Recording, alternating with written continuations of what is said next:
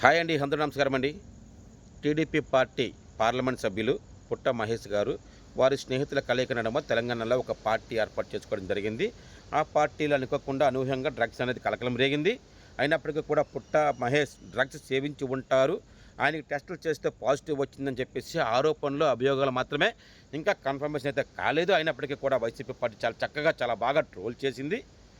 దీనిలో భాగంగా TDP party క్రమశిక్షణ చర్యలో భాగంగా ఆయన్ని ప్రభుత్వం తీసుకున్న కార్యక్రమాలకు కానీ నిర్ణయాలకు కానీ ప్రత్యక్షంగా కానీ పరోక్షంగా కానీ ఆయన పార్టిసిపేట్ చేయకూడదని చెప్పేసి డెడ్లైన్ విధించడం జరిగింది.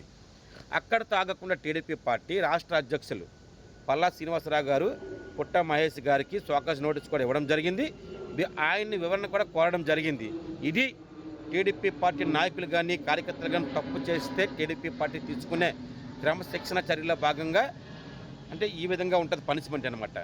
అయితే గతంలో ఈ రాష్ట్రంలో ఒక దౌర్భాగ్యమైన వైసీపీ పార్టీ అధికారంలో ఉండడం జరిగింది. అదే పార్టీకి సంబంధించిన YCP MLC Anantha Babu car driver అయినటువంటి దళిత బిడ్డ సుబ్రహ్మణ్యం గారిని అతి దారుణంగా అతి కిరాతకంగా హత్య చేసి ఆ డెడ్ బాడీని తీసుకువచ్చి వాళ్ళ తల్లిదండ్రులకు అప్పగించిన ఘనత ఆనాటి వైసీపీ పార్టీది, అధికారంలో ఉన్న జగన్మోహన్ రెడ్డి గారిది. అయితే అనంతబాబు గారు డైరెక్ట్గా నేనే చంపానని చెప్పేసి బహిరంగంగా ఒప్పుకున్నప్పటికీ కూడా వైసీపీ పార్టీ ఆనాడు ఉన్న అధికారంలో ఉన్న వైసీపీ పార్టీ జగన్మోహన్ రెడ్డి అనంతబాబు పైన ఎలాంటి చర్యలు తీసుకున్నారో చెప్పే దమ్ము వైసీపీ నాయకులకి కానీ కార్యకర్తలకు కానీ ఉందంటారా?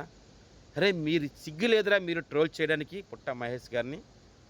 అరే ఇంకా అభియోగాల ఆరోపణలు మాత్రమే. మీ అనంతబాబు అయితే నేను చంపానని చెప్పేసి బహిరంగంగా ఒప్పుకున్నప్పటికీ కూడా ఆయన్ని పార్టీ నుంచి సస్పెండ్ చేసిన దాఖలాలు లేవు. కనీసం ప్రభుత్వం చేపడుతున్న కార్యక్రమాలకు కానీ ప్రభుత్వం తీసుకున్న నిర్ణయాలకు కానీ మీరు పాల్గొనకూడదని చెప్పేసి చెప్పే ధైర్యం ఈ జగన్ రెడ్డికి ఉందా తెలియకొడుతున్నాను.